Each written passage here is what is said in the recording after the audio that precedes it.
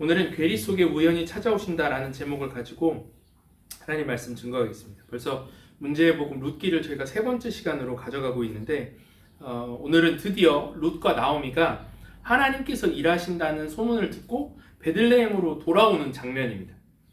하나님의 소식, 영적인 것을 듣고 이제 베들레헴으로 돌아왔는데 베들레헴의 삶, 베들레헴에서 살아가는 일상은 괴리감이 있다는 거예요. 모든 게 비어있고 뭔가 준비되어졌던 일들이 나타나는 게 아니라 그냥 똑같이 과부 두 사람이 어렵게 살아가는 일들이 계속되어진다라는 거죠. 그것을 오늘 본문이 다루고 있습니다. 여러분 한번 생각해 보세요. 룻과 나오미가 영적인 결단을 하고 모압 땅에서 돌아왔잖아요. 그러면 뭔가 스펙타클한 하나님의 인도하심이 있어야 되는데 막상 시작한 삶에서는 현실이 오히려 풀리지 않는 괴리가 벌어지기 시작하더라는 거예요. 우리가 생각할 수 있지 않습니까? 하나님이 부르셨으면 분명 대박 날 것이다. 하나님이 나를 영종도 땅에 부르셨으니 이 땅에서 하나님이 나에게 하실 일이 있고 그 일이 잘 되게 하실 것이다. 하나님이 여기로 이끄셨으니 분명 길이 열릴 것이다. 이 하나님 때문에 왔는데 오늘 굉장히 우픈 상황이 계속되는 거예요. 이 표면적인 현실의 괴리, 현실은 좋지 않은데 영적으로 하나님께서는 도대체 무슨 일을 나한테 하고 계시다는 것인가? 이 괴리의 문제를 오늘 한번 살피도록 하겠습니다. 세 가지로 나눠서 살필 건데 첫 번째로는 영적인 변곡점입니다. 오늘 본문은 영적인 결단 이후에 표면적으로 나타나는 결과에서 괴리가 나타나는 걸 전제하고 있습니다. 보여주고 있어요. 영적으로 아무리 결단을 해도 삶을 살아가는 게 쉽습니까? 쉽지 않습니까? 쉽지 않아요. 쉽지 않다라는 거예요. 오늘 우리가 지난주 보았는데 나오미와 룻이 남편을 넘어서는 무엇? 그것을 찾아서 모압 땅에서 돌아왔어요. 떠났습니다. 내가 하나님을 사모하는 마음을 가지고 나의 고향 땅으로 돌아왔어요. 그렇게 결정을 해서 왔는데 돌아간다고 행복이 시작되던 것이 아니라는 겁니다. 우리 인생도 똑같죠. 우리가 아무리 하나님께 결단을 해도 삶을 풀어가는 거는 별개의 일처럼 느껴질 때가 너무 많잖아요. 이제 나오미가 고향 동네로 돌아왔습니다. 그래서 보니까 동친이라고 하죠. 동친이 뭘까? 그렇지, 동네 친구. 미안해요. 너무 옛날 사람 말이네. 동친이라고 안 그래? 아르마? 그럼 뭐라 그래? 미안해. 동네 친구들이 와서 나오미한테 얘기를 하는 거예요. 야, 나오미가 왔대. 이 친구들이 나오미가 왔대 하면서 나오미 이름을 불러주는데 이 상황이 너무 우픈 거예요. 19절 말씀 같이 한번 읽어보겠습니다. 시작. 이에 두 사람이 베들레헴까지 갔더라. 베들레헴에 이를 때 온 성읍이 그들로 말미암아 떠들며 이르기를 이가 나오미냐 하는지라. 이 사람 분명 충청도 사람일 거예요. 번역한 사람. 이가 나오미냐 하는지라. 여러분 이게 되게 우픈 상황이에요. 왜 그러냐면 나오미라는 말의 뜻은 히브리어로 무슨 뜻이냐면 기쁨이란 뜻이에요. 희락 이런 뜻이거든요. 그러니까 우리말로 하면 조기쁨, 김기쁨 이런 애인 거예요. 나오미라는 이름이. 근데 나오미가 왔습니다. 그러니까 야 기쁨이가 왔대, 기쁨이가 왔대, 기쁨이가 돌아왔대 이렇게 외친 거예요. 근데 기쁨이의 현실은 어때요 오늘? 돌아온 기쁨이의 현실은 자기의 기쁨이었던 걸 다 잃어버리고 왔어요. 남편이 기쁨이었는데 남편이 죽었어요. 아들 둘이 기쁨이었는데 아들 둘을 다 잃었어요. 이걸 다 잃고 돌아왔는데 사람들이 나한테 뭐라 해요? 기쁨이가 왔대.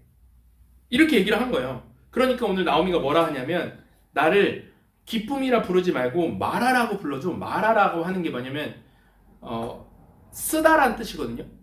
이제 노경균 집사님이 저걸 하셨으니까 중국어를 좀 하시니까 쿠라는 중국어 보면 쿠가 울다란 뜻이잖아요. 그게 쓸 꽃자를 쓰죠. 그쵸? 팀부동. 네, 팀부동 이해했다는 뜻이거든요. 이 쓸 꽃 맞죠? 제 말이 맞죠? 네. 팀부동 못 알아들어. 왜 못 알아들었다 하세요? 동남아 하셨는데 근데 이 쿠라는 말이 이제 쓰다라는 말은 괴롭다 이런 뜻이거든요. 그러니까 나오미가 내 삶을 말하라고 불러줘. 나를 말하라고 불러줘. 지금 이렇게 얘기를 하고 있다는 거예요. 여러분 이게 보이세요? 분명히 나오미가 결단한 건 맞아요. 하나님 앞에서 영적인 결단도 했고 하나님의 부르심이 있다고 확신도 했어요.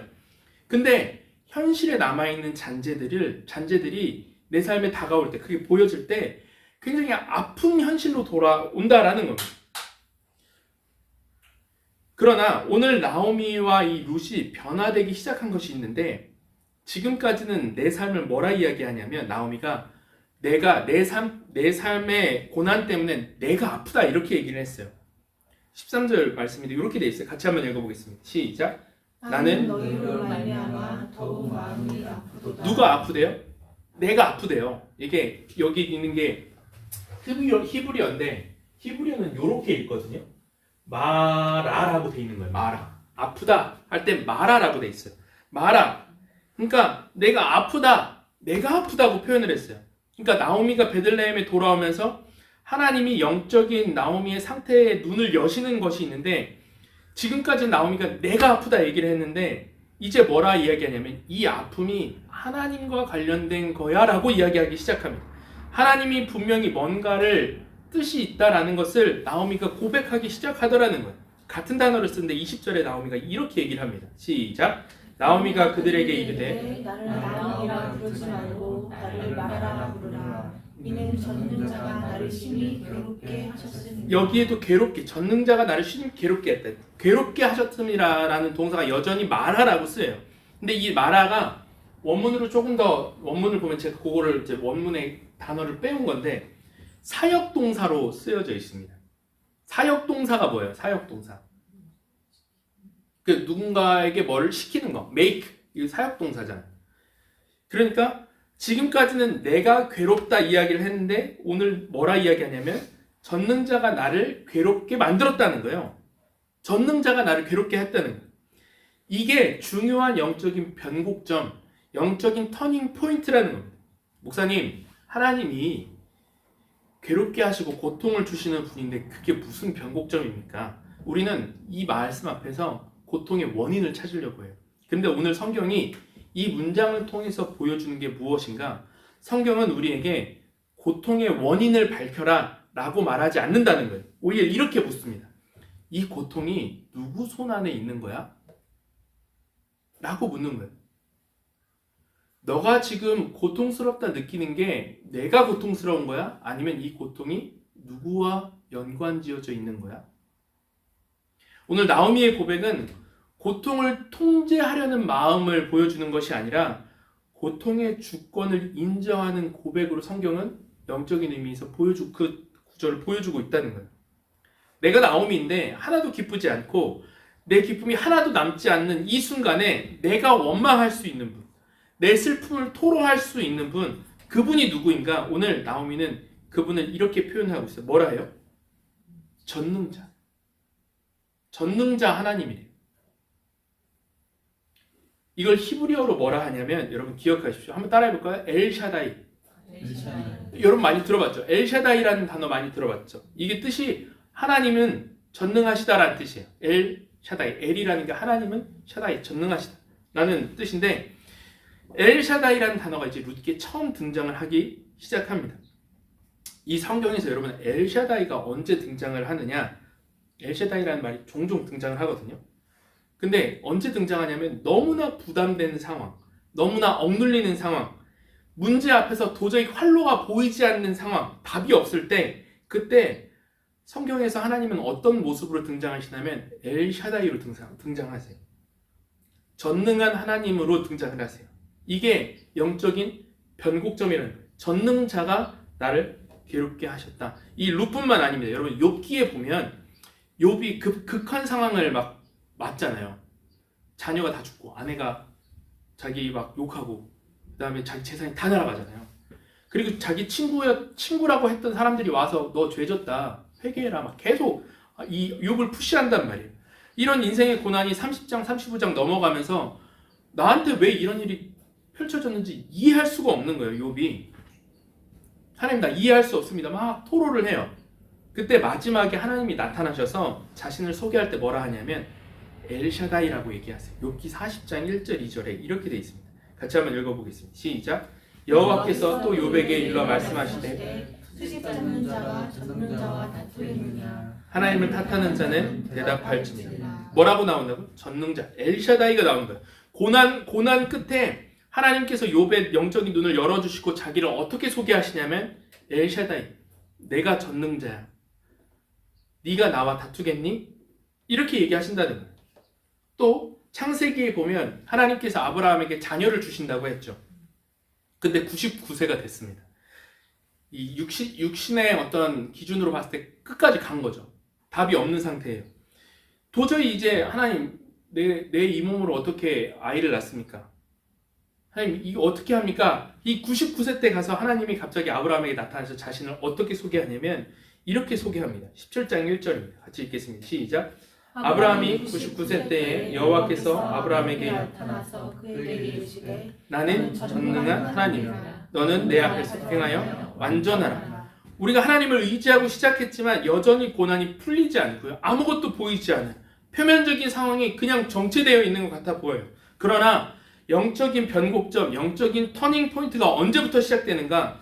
그 고난의 한복판에서 하나님이 나타나시더라는 거예요.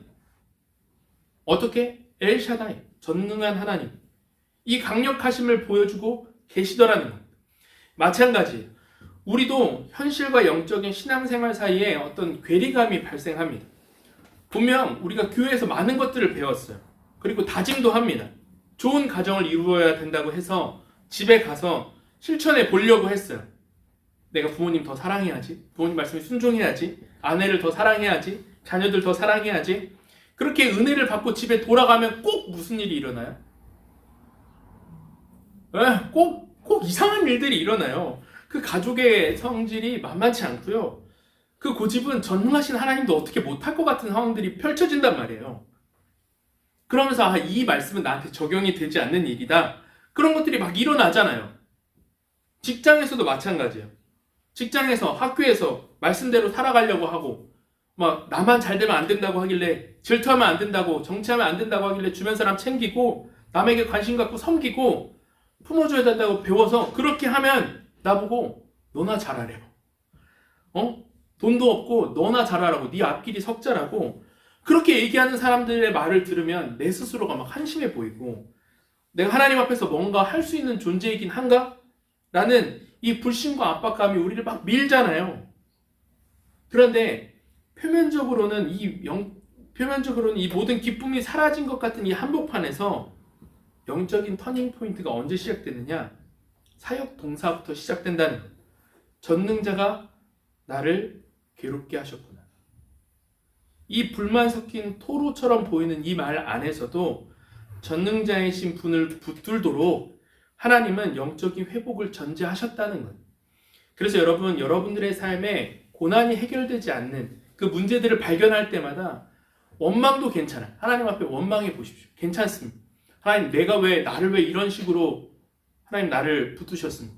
왜 나를 이런 식으로 부르셨나요? 하나님 전능자라면서요.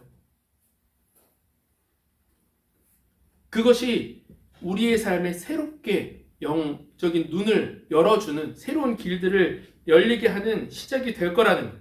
그래서 신앙생활을 할 때 가장 위험한 사람이 누구냐면 한 번도 하나님의 그 전능하심 앞에 눌려본 적이 없는 사람이에요. 나는 한 번도 고난을 경험해 본 적이 없습니다. 이런 사람이 위험한 거예요. 그러니까 자기가 뭔가 이루고 하면 자기 뜻대로 다 그걸 펼쳐가요. 자기 마음대로 고난도 해석해요. 해석되지 않는 상황 속에서 그분을 만나지 못하면 영적인 변곡점이 없다는 거예요. 케이트 보울러라는 교수님이 쓴 모든 일에는 이유가 있어, 그리고 내가 사랑한 거짓말들이라는 책이 있습니다. 이분이 누구였냐면 주크 대학에서 기독교 역사를 가르쳤던 분인데, 그 당시에 이제 그 유행했던 당대의 신학이 뭐였냐면 번영신학이었어요. 이분이 번영신학의 역사를 가르치고 그걸 사람들에게 소개하는 사람이었습니다. 번영신학이 뭐냐면 하나님 믿으면 잘 된다는 거예요. 긍정의 힘 읽어보셨어요? 조엘 오스틴? 네. 좀 더 쉽게 얘기하면 이런 거예요. 오늘 예배 오셨습니까? 하나님 믿습니까? 그럼 잘 된다는 거예요. 주님께 부르짖으라는 거예요. 그럼 내일 취업한다는 거예요. 내일 병이 낫는다는 거예요. 믿는 자에게는 능치 못함이 없다, 막 이런 거 있잖아요. 말씀에 나와 있잖아요. 된다는 거예요. 틀린 게 없어 보이죠. 그래서 그 역사를 가르쳤고 사람들에게 그것을 소개했습니다. 그렇게 지나왔어요. 이분이 여성인데 35살에 결장암 4기에 걸렸습니다. 그래서 이분이 자기가 번영신학을 하는 사람이니까 어떻게 생각했냐면 하나님이 방법을 찾아주실 거라고 믿었어요. 근데 점점 상태가 안 좋아지는 거예요. 나중에는 의사가 죽는데요. 그러니까 이 사람의 마음에는 이제 불평이 쌓이기 시작하는 거예요. 아니, 하나님이 왜 나를 이렇게 인도하십니까? 다른 사람, 낫는 사람도 수두룩한데 왜 내 삶을 고쳐주시지 않습니까? 하나님 어디에 계십니까? 그래서 이분이 자신의 어떤 이 상황과 고백들을 칼럼으로 쓰고 뉴욕타임즈에도 내고 했더니 사방에서 이분한테 메일이 막 오더라는 거예요. 근데 사람들이 나를 위로하는 말로 뭐라 이야기를 하냐면 꼭 이런 말을 하는 거예요. 나도 그런 거 겪어봤다. 그래도 감사하세요. 더 큰 계획이 있으실 거예요. 그리고 당신에게 적어도 이런 것들이 있지 않습니까? 당신은 수술비라도 있죠? 저는 수술비도 없습니다. 이런 식으로 위로를 한다는 거예요. 아르마, 위로가 되겠냐? 이렇게 얘기하면 더 화나겠지. 그래, 뭐 결장은 사귀시죠? 저는 아들을 이미 잃었고요. 저는 이미 딸을 잃은 상태입니다. 내가 더 어려우니까 당신은 그 상황에 감사해야죠. 이런 식으로 얘기를 하는 거야. 그게 위로가 안 되고 너무 싫더라는 거예요. 더 막 마음이 힘들더라는 거예요. 그러면서 이분이 느낀 게 뭐냐면 하나님의 전능함이라는 건 이런 위로가 아니구나. 이런 모습으로 나에게 이런 사람들이 만났던 모습이 하나님의 전능함이 아니구나. 자기가 번영신학을 잘못 깨닫고 이게 너무 잔인한 이야기구나라는 걸 이분이 알기 시작해요. 그 사람들의 메시지를 받으면서. 그래서 여러분, 신앙인으로서 누군가를 꼭 위로할 때 한번 꼭 기억해 주세요. 이렇게 이야기를 합니다. 같이 한번 읽어보겠습니다. 시작. 완벽히 확실한 논리 속에 빠진 잔향입니다. 이런 편지를 쓴 사람들은 어떤 때는 단서를 찾기 위해, 또 어떤 때는 정답을 찾기 위해, 그리고 언제나 판결을 내리기 위해 항상 내 삶의 값어치를 계산한다. 나에게 진심을 전하는 편지들은 우리가 죽은 이유를 이야기하지 않고 그곳에 있던 누군가에 대해 얘기합니다. 누가 다른 사람들이 나를 그렇게 재판하고 이야기할 때 마음이 너무 상했는데 어떤 사람이 이 위로가 되는 여러 가지 편지 중에서 위로가 되는 편지들을 보니까 이 한결같은 고백이 이거였다는 거예요. 나에게 진심을 전한 편지들은 우리가 죽는 이야기를 하지 않고 누군가에 대한 이야기를 했다는 거예요. 계속해서 읽어보겠습니다. 시작. 내가 죽으리라는 것을 확신했을 때 나는 화가 나지 않고 사랑받는 기분이 들었다는 사실을 말한다는 것이 너무 이상하고 지나치게 계속 읽겠습니다. 시작. 병원에 입원해 있을 때 암 선고를 처음 받은 며칠 동안 나는 아들을 볼 수 없었고 침대 밖으로 나아갈 수 없었으며 그 애를 넘길 수 그렇지만 믿음의 비밀 같은 것을 발견한 듯한 기분이었다. 정신이 말짱한 순간에도 내가 느끼는 감정을 설명하기가 너무 어려웠다. 나는 같은 말만 반복하고 있었다. 나는 돌아가고 싶지 않아. 돌아가고 싶지 않다고. 조금 더 정리를 해서 이야기를 할게요. 나에게 위로를 줬던 말들은 뭐냐면 누군가에 대해서 이야기를 하는 거예요. 그러면서 이런 편지를 받으면 내 자신과 내가 폭력을 당했던 사람이 이야기하는 거예요. 제가 폭력을 당하는 상황이 있었습니다. 저희 남편이 저를 그렇게 패고 제 아이를 그렇게 때렸습니다. 죽이려고 했습니다. 그런데 그 순간에 누군가가 저와 함께 계셨습니다. 그래서 이렇게 얘기를 한다는 거예요. 그게 가능할지 모르겠는데 당신에게도 그런 내가 경험했던 그 일이 경험되길 원합니다. 당신이 겪고 있는 이 결장암 사기의 일에서도 누군가가 함께하는 그 일을 경험했으면 좋겠습니다. 이 말을 들 때 위로가 된다는 거예요. 그리고 이것을 이 사람이 쓴 거예요. 이게 어떤 건지 잘 모르겠다는 거예요. 어떤 느낌인지 이 비밀이 어떻게 설명해야 될지는 모르겠는데 근데 분명한 건 내가 암을 걸리기 전으로 돌아가고 싶지 않다는 느낌이 들었다는 거예요.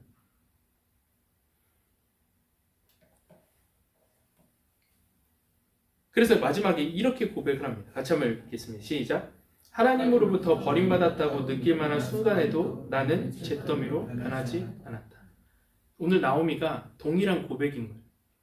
그 결정했던 베들레헴으로 돌아왔던 그 삶, 그리고 그 안에서 내가 살아갈 수 없는 이 처절한 환경 가운데 하나님을 원망하면서도 발견한 건 무엇인가? 전능한 하나님이 나를 괴롭게 했다. 내 삶이 끝나버릴 것 같았는데 거기에서 끝나지 않고 하나님께서는 어떤 길을 예비하시냐면 하나님으로부터 버림받았다 느낄 만한 순간에도 하나님이 나를 잿더미로 변하게 하시지 않는 그 일들을 경험케 하심으로 우리가 여전히 희망이 있다는 것을 보여주시고 일하고 계시다는 것을 하나님이 보여주신다라는 거예요. 그래서 엘샤다이를 체험하는 게 뭐냐? 전능하신 하나님이시다. 우리의 삶에 전능한 하나님의 여지, 전능한 하나님이 들어오실 틈을 만드는 것, 그것이 하나님이 우리의 삶의 원망을 통해서라도 남겨놓고 싶으신 그 길이다라는 겁니다. 두 번째 살펴볼 것은 영적인 섭리입니다. 이 현실과 영적인 괴리 속에서 자신의 이름마저 말하라고 불러달라고 하는 나오미한테 하나님은 어떤 과정을 통해서 이 가정을 회복시켜 가시는가? 첫 번째로는 두 가지인데, 첫 번째로는 우연하게 일하신다. 우연을 통해 일하시고, 두 번째로는 은혜의 보상을 주신다는 겁니다. 첫 번째는 뭐라고요? 우연하게 일하신다는 거예요. 오늘 루시 시어머니한테 이렇게 얘기합니다. 어머니, 우리가 이제 먹고 살 게 없으니까 제가 일자리를 한번 찾아러 나가 보겠습니다. 어디 가서 알바라도 해보겠습니다 라고 나갔어요. 근데 오늘 룻과 나오미가 아무 먹을 것도 없고 능력이 없잖아요. 이 무능한 자에게, 삶의 괴리에서 아무것도 하지 못하는 이 자에게 하나님이 다가오시는 방식이 뭐냐면 우연이라는 거예요. 3절 말씀 같이 한번 읽어보겠습니다. 시작. 룻이 가서 베는 자를 따라 밭에서 우연히 엘리멜렉의 친족 보아스에게 속한 밭에 이르렀다. 우연히 추수 때가 됐고요. 우연히 이 룻이 타작하는 곳으로 가게 됐다라는 겁니다. 아무 능력도 없었어요. 괴리 안에서 뭔가를 헤쳐나갈 만한 능력이 없었어요. 누군가의 도움을 받아볼까 해서 나아갔는데 그 전능자 안에서 하나님이 이 사람을 표면적으로 회복시키시는 방법이 뭐냐? 스스로 드라이브를 걸 수 없게, 이 게임으로 얘기하면 이니시라고 얘기하죠. 스스로 시작할 수 있는 게 아무것도 없잖아요. 그러니까 그 사람에게 하나님이 다가오시는 방법이 뭐냐? 우연으로 일하게 하신다는 거예요. 그럼 이제 우리가 들은 말이 있죠. 신앙생활을 하면서 들은 말이 있죠. 신앙인들에게는, 한번 이제 집사님, 신앙인들에게는 우연이 있습니까? 없습니까? 있죠. 보통 우리가 교회에서 들을 때 신앙인에게는 우연이란 없죠. 하나님의 섭리만 있을 뿐이죠. 이렇게 들어왔잖아요. 그래서 우연이라는 말을 쓰는 게 아니야. 하나님은 다 뜻이 있으셔. 우연이 없어. 이렇게 많이 들어왔잖아요. 왜? 이 세상에는 하나님이 통제가 없는 부분이 없다. 하나도 없기 때문에, 모든 걸 하나님께서 다스리시기 때문에. 맞는 말이죠. 그 뜻은 다 옳고 맞습니다. 그런 뜻으로 우연을 쓰지 않는 게 좋다. 맞는 말이에요. 그러나 교리적으로 하나님의 섭리 안에는 뭐가 포함이 되어 있냐면 우연이 포함이 되어 있다는 거예요. 우연이 뭘까요? 푸르나, 우연이 뭘까? 우연.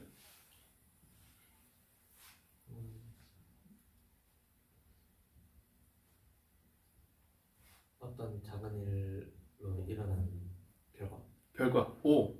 비슷했어. 좋아. 우연이라는 건 어떤 작은 일을 내가 의도하지 않았는데 좋은 결과로 다가오는 거. 맞아요. 의도하지 않았는데 일어나는 게 우연이에요. 계획하지 않았는데 발생하는 거. 그래서 이 우연이라는 것이 교리적으로, 성경적으로 그것을 가르치고, 교리적으로, 성경적으로 이것을 가르치고 있고, 하나님은 우연으로도 일하신다는 것을 성경이 이야기하고 있다는 겁니다. 웨스터민스터 신앙고백서 5장에 보면 이렇게 돼 있어요. 같이 한번 읽어볼까요? 시작.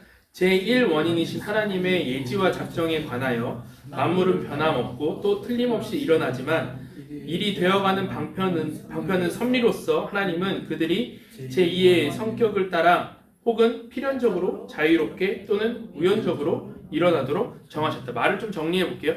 하나님은 자연 법칙으로만 이루어지는 것이 아니라 우리가 누군가 우연히 만나고 어떤 알바의 자리를 구하고 또는 내가 사업장을 운영하면서 누군가 우리의 사업장에 지원서를 내고 혹은 내가 잡커리야 알바문에서 그냥 어쩔 수 없으니까 되는 대로 넣어야지라고 평범하게 생각하는 일 같지만 우연적으로 일어나는 그 일 같지만 그 우연 속에서도 의도하지 않고 계획하지 않았지만 이루어지는 일을 통해서 하나님이 우리의 삶에 어떤 일들을 이루어 가신다는 거예요.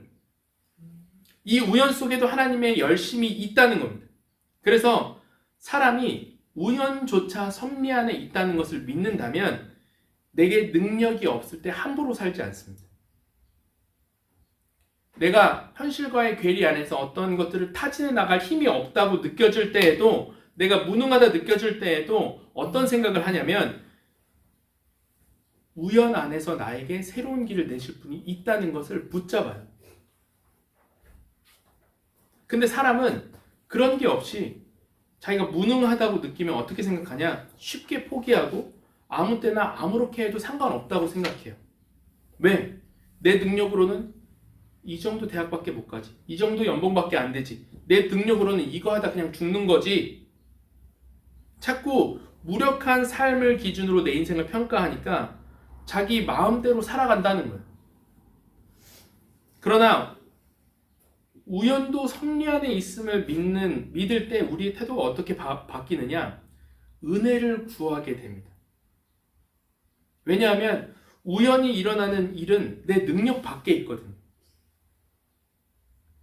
그런데 거기에도 하나님의 섭리가 있고 그것을 통해서 인도하신다는 것을 아는 사람은 우연도 하나님의 섭리시니 주님 제게 은혜 주십시오. 매일매일의 삶 속에서 내가 아무 능력이 없을 때 그 우연이라도 붙잡아서 우리의 가정에 우리의 삶에 은혜 주시길 바라는 그 가난한 마음이 펼쳐진다는 거예요. 그래서 오늘 룻이 알바를 찾으러 갈 때 뭐 할 거 없으니까 뭐 이삭이나 죽으러 갈까? 그 마음이 아니었어요.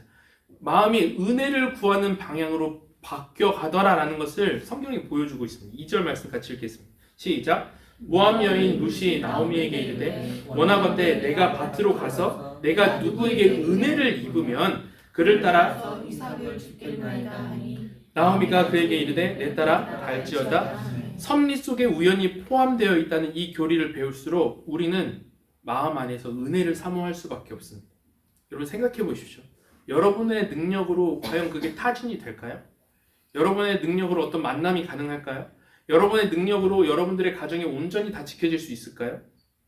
여러분의 능력으로 그 상사와 그 아이들과의 그 문제가 온전히 풀릴 수 있을까요? 우리 가족들 안에 그 고질병 같은 그 기질적인 문제가 있어요. 우리 아빠는 맨날 그래. 우리 엄마는 맨날 그래 왔어. 근데 보면 어느새 그 행동을 내가 하고 있어요. 우리가 다 부모를 닮지 않습니까? 이게 무서운 거예요. 저가 섬뜩섬뜩 깜짝 놀라는 게 저희 부모님 우리 엄마 아빠 이런 거 닮지 말아야지 라고 했던 모습을 제가 우리 엄마 아빠 이거 볼 텐데 이거 하고 있는 거예요. 그 문제를 어떻게 풀어야 돼요? 능력으로 됩니까? 은혜를 구하는 마음을 우리에게 부어주신다. 우리 여러분 잘 알겠지만 여러분 그 직장 어떻게 들어가셨어요? 그 집을 어떻게 사셨습니까? 우린 자꾸 이런 걸 잊어버려요. 우연이에요. 하나님의 은혜였다고요. 앞으로도 우리가 은혜로 가는 수밖에 없습니다. 최근에 취업한 제가 아는 형제 이야기인데 관련 없는 전공이에요. 들어갔어요. 들어가서 면접을 보는데 면접관들이 서류를 보면서 안 맞는다는 거예요. 우리 부서랑 이런 전공이 안 맞는다. 자꾸 딴소리를 하는 거예요. 직종 물어보고 뭐 이것저것 하는데 면접만 계속 길어지고. 근데 점심에 희한한 일이 발생했어요. 옆에 있던 부서에서 옆에 있던 부서 이 팀이랑 같이 밥을 먹게 된 거예요. 그러면서 옆에 부서에서 뭐라 하냐면 야 니네 오늘 뭐 하냐 물어보니까 우리 면접 보고 있지. 아 그래? 심심한데 그럼 우리도 한번 들어가 볼게. 괜찮아? 그래서 옆에 부서가 면접을 들어왔어요. 그래서 이 부서 사람들은 얘를 떨어뜨리려고 하는데 옆에 부서가 와갖고 야 쟤 괜찮다. 쟤 우리 부서랑 해서 우리가 데리고 가서 써도 되겠다. 해서 얘 데려가 보겠다고. 그래서 점심시간에 같이 커피 마시다가 뽑혀서 들어갔어요. 여기 부서를 준비했던 사람은 다 떨어지고. 여러분 이게 뭐예요? 면접관이 누가 들어올지 우리가 어떻게 알아요? 우연입니다. 그런데 우리는 그걸 어떻게 표현해요? 우연 속에 하나님의 섭리가 있었고 은혜를 주셨다. 우리가 그걸 사모하지 않으면 우리 일상은 희망이 없어요. 원하는 대로 열매가 맺히지 않으니까. 원하는 시간대로 내 흐름이 흘러가지 않으니까. 그래서 여러분, 여러분들의 삶에 은혜를 구하는 사람으로 남겨져 있어야 됩니다. 그래서 오늘 칼럼에 성경 주보에도 나오지만 여전히 우리가 은혜를 구한다 얘기하면서 교만한 자로 남아있는지 있진 않은지 돌아보아야 됩니다. 하나님은 우연을 통해서라도 우리의 삶을 돌이키고 우리의 삶을 끌어안으시려고 하시는 그분의 신실함이 얼마나 큰데 나는 이렇게 은혜를 받은 자로서 은혜를 구하지 않고 살아가고 있는가. 이 우연을 통해서 일하시는 하나님이 룻기를 통해서 그 자세를 보여주신다는 거예요. 두 번째, 은혜의 보상을 주신다는 거예요. 은혜는 무엇인가? 은혜가 뭘까? 사모님한테 물어보면 싫어하겠다. 한 주, 은혜가 뭘까? 은혜가 뭐야? 마시가 뭐야? 은혜는 이렇게 생각을 하면 됩니다. 권리와 의무를 뛰어넘는 호의. 뭐라고요? 권리와 의무를 뛰어넘는 호의. 이 시대 문화 목소리는 뭘 얘기하냐면 인생은 뭐냐? 너의 권리를 찾아가는 거야. 인생은 뭘 하면서 살아야 되냐? 너의 의무를 다해서 살아야 되는 거야. 우리의 세계를 뭐로 보게 하냐면 권리와 의무의 세계로 보게 해요. 노지사님 어떻게 생각하세요? 직장에서 일하는 사람의 노동자는 의무를 다해야죠. 그럴 때 그 사람의 권리가 생기는 거 아닙니까? 그렇죠? 공부하는 학생에게 뭐가 필요해? 공부를 다하는 의무가 중요하지. 그래야 성적이라는 권리가 생기는 거죠. 그래서 우리를 짜증나게 하는 일들이 뭡니까? 내 의무가 아닌데 시키면 짜증나는 거예요. 요즘에 그 SNS 짤 보면 MZ세대에 관련해서 보셨어요? 아, 이것 좀 빨리 하라고 하면 그냥 다 벗어 던지고 가려고 하면 막 사장이 막 이렇게 잡는 막 그런 짤들이 많이 돌아다니거든요. 이 권리와 의무에 대해서 굉장히 민감한 세대가 MZ세대라고 얘기를 해요. 옛날에는 그런 게 없었잖아요. 열정페이라고 노집사님 그런 시기를 있었잖아요. 회사를 위해서 내가 분골쇄신해서 내 인생이 좀 없어져도 내 가족이 좀 힘들어도 이 회사가 잘 된다고 하면 그런 이제 시대가 집사님이 일을 하면서 막 겪어온 세대잖아요. 근데 그런 거 없어요 요즘에. 내가 중요하고 내 의무와 내 권리가 중요하다라는 시대에 살아가는 거예요. 그래서 우리의 권리가 침해받으면 화가 나는 거예요. 약속 안 했는데 왜 지금 찾아오세요? 짜증나는 거예요. 이 일을 제 일이 아닌데 왜 시키십니까? 근데 우리가 룻기 1장에서부터 봤지만 룻기의 판단은 뭐라 했어요? 오늘 룻이 나오미를 따라오겠다고 한 게 의무가 아니었죠. 영적인 판단이라고 했잖아요. 도덕적으로 할 일을 다 했어요. 돌아가도 됩니다. 그래서 다른 며느리들이 돌아갔어요. 근데 룻이 따라갑니다. 하나님이 이 영적인 사모함을 갖게 하시면서 어떤 거를 하게 하냐면 권리와 의무를 뛰어넘는 일들을 하게 하실 때가 있다는 거예요. 근데 너 권리와 의무를 뛰어넘는 일들을 네가 해야 돼? 라고만 강요하시는 게 아니라 거기에 하나님이 보상하시더라는 거예요. 룻이 오늘 뭘 경험하냐면 우연히 어떤 밭에 가서 알바를 시작합니다. 근데 아르바이트를 했는데 돈을 너무 많이 주는 거예요. 시급을 해서 계산해서 오늘 보니까 한 8만 원 받아야 되는데 17만 원이 들어와 있는 거예요. 너무 잘해주는 거예요. 이게 뭐예요? 권리와 의무를 넘어서는 은혜잖아요. 은혜를 경험하더라는 거예요.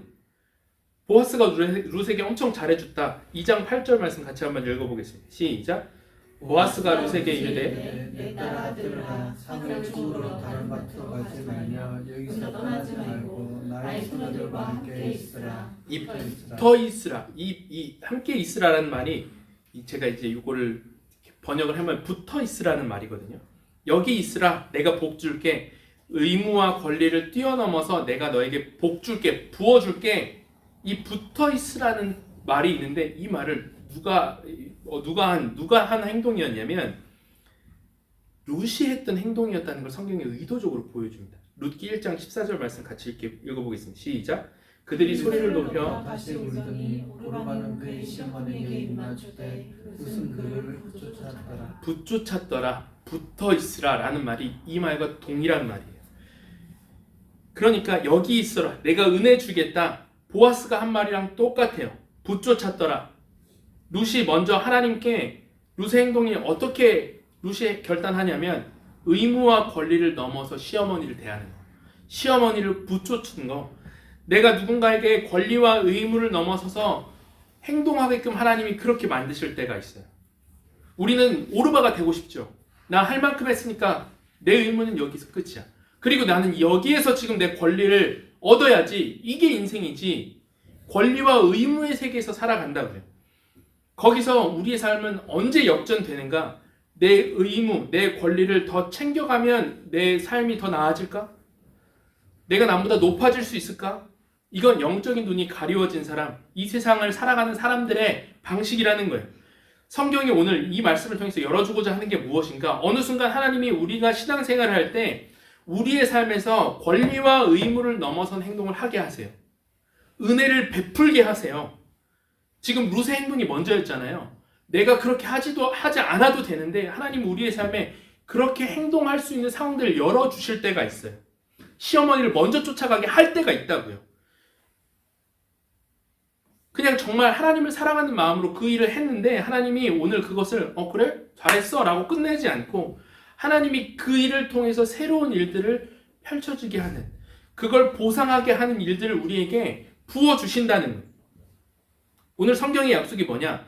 영적으로 하나님이 도덕적으로 의무를, 그 권리와 의무를 바라보는 그 시선을 넘어설 때에 하나님께서 그렇게 우리를 동일하게 대하신다는 거예요.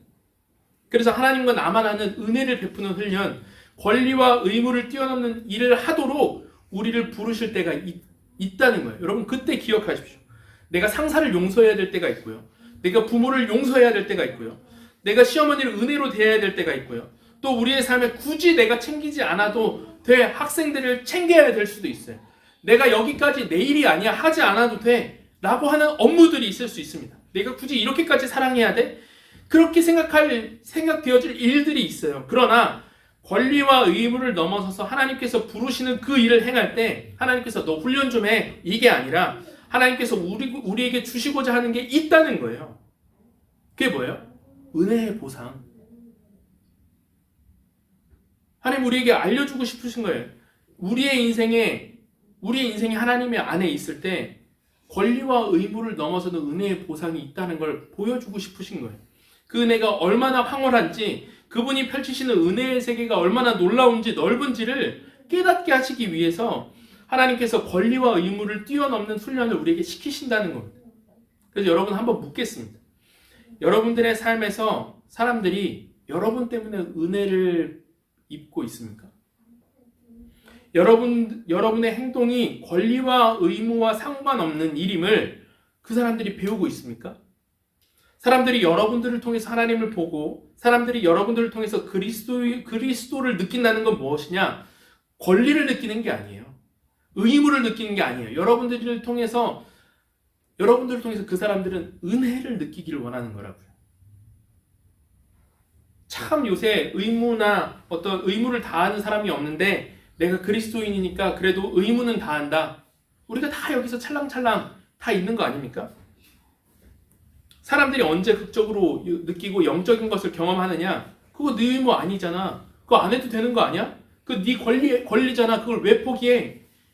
그걸 해석할 수 있는 수단이 그 사람들에게 없는 거예요. 은혜밖에. 그래서 여러분 그 훈련에 민감하지 않으면 여러분은 여전히 권리와 의무로 여러분들의 삶이 판단받고 여러분들도 그렇게 살아갈 거예요.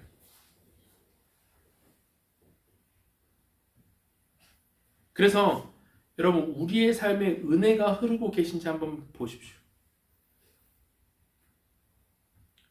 내 삶의 재정과 관계나 어떤 여러 가지 면에서 어쩌면 내가 이 세상과 동일한 방법으로 살아가는 건 내 영적인 것이 권리와 의무에 막혀 있을 수 있다는 신호일 수 있습니다.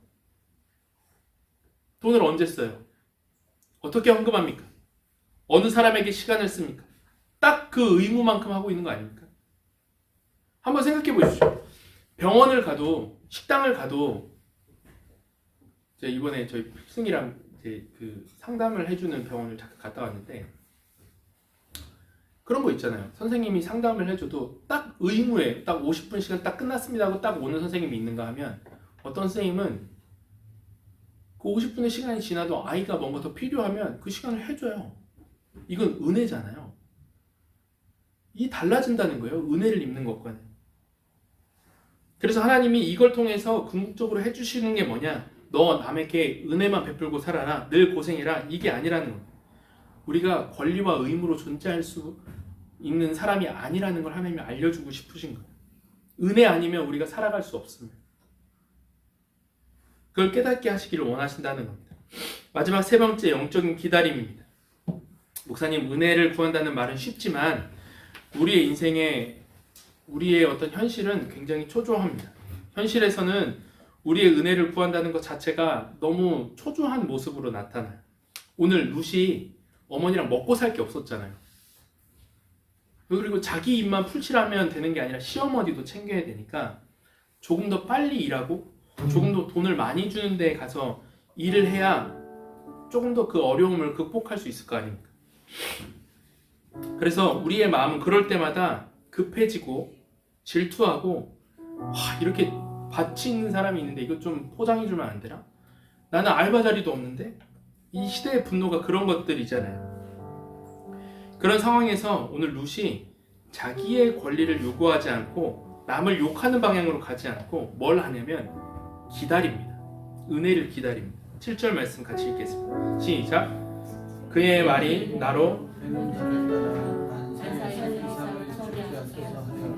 아침부터 와서는 잠시 집에서 쉰 외에 지금까지 계속하는 기다리는 중인이다. 번역을 좀 잘했으면 좋았을 텐데 기다리는 중인이다 이렇게 번역하면 맞습니다. 그러니까 아직 룻이 일을 시작한 게 아니에요. 저 알바 좀 해주세요 갔는데 사장님 보아스가 없는 거예요. 그래서 어떻게 하냐면 아니 일을 사람을 불러놓고 이렇게 하면 돼? 사장 어딨어?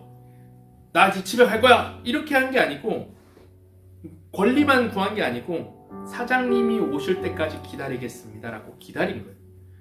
룻이 이 기다림 때문에 결국 복을 얻었다는 거예요. 여러분 우리도 마찬가지죠. 우리는 기다림에 참 지치는 존재들입니다. 이 말씀을 보면서 목사님 그럼 결국 우리도 은혜 기다려봐 라는 말 아닙니까?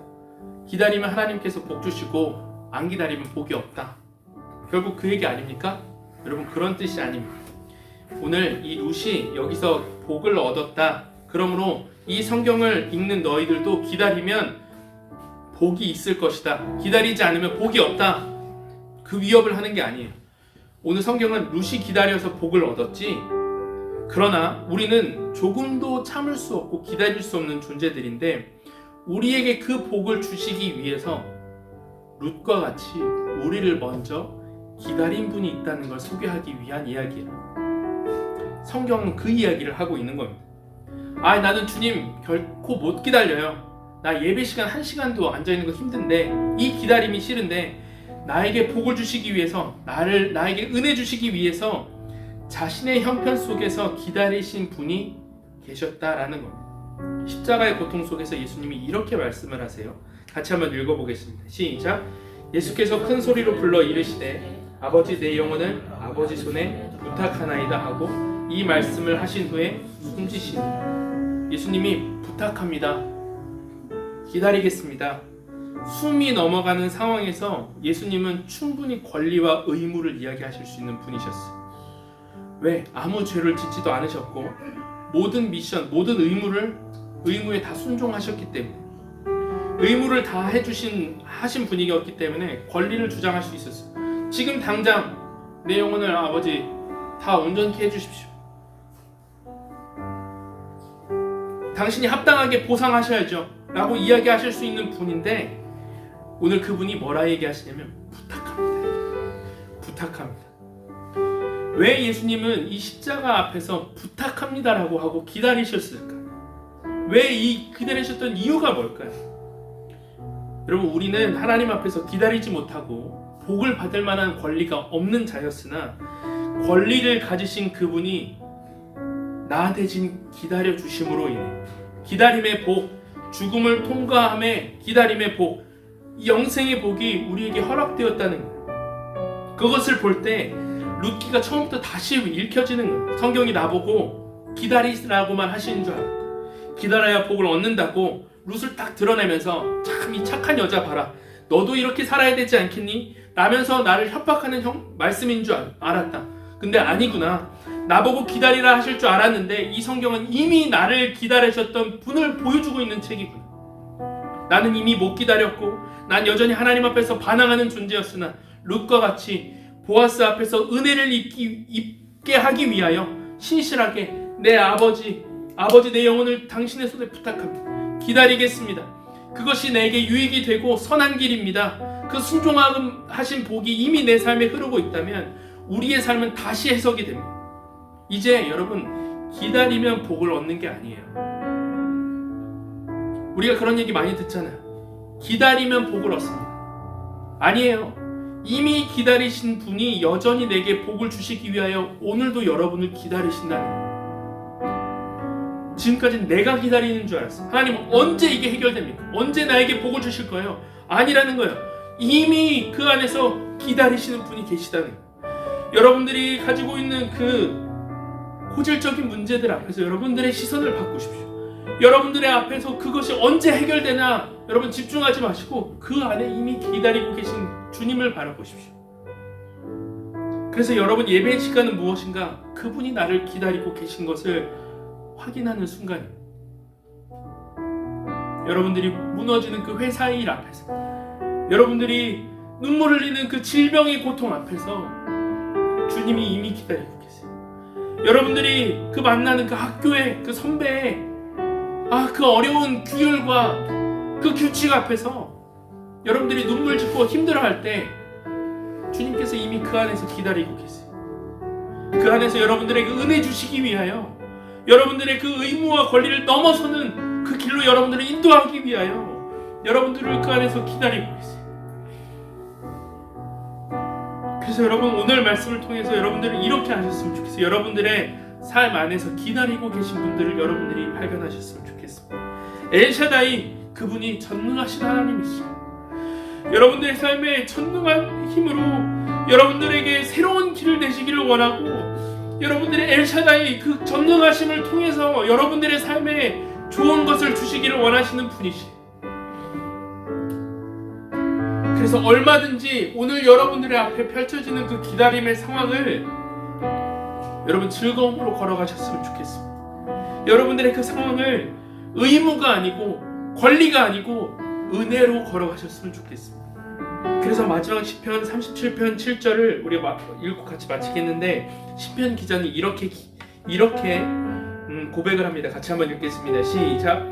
여호와 앞에 잠잠하고 참고 기다리라. 악한 꾀를 이루는 자 때문에 불평하지 말지어다. 분을 그치고 노를 버리며 불평하지 말라. 오히려 악을 만들 뿐이야. 진실로 악을 행하는 자들은 끊어질 것이나 여호와를 소망하는 자들은 땅을 기다림이 복이었고, 나보고 기다리라고 하신 게 아니라 주님이 기다리고 계셨음을 깨닫고 오늘도 이 기다림 속에 은혜를 경험하면서 하나님께서 주시는 그 전능함의 길을 걸어가시는 저와 여러분도 되기를 주님의 이름으로 축원합니다.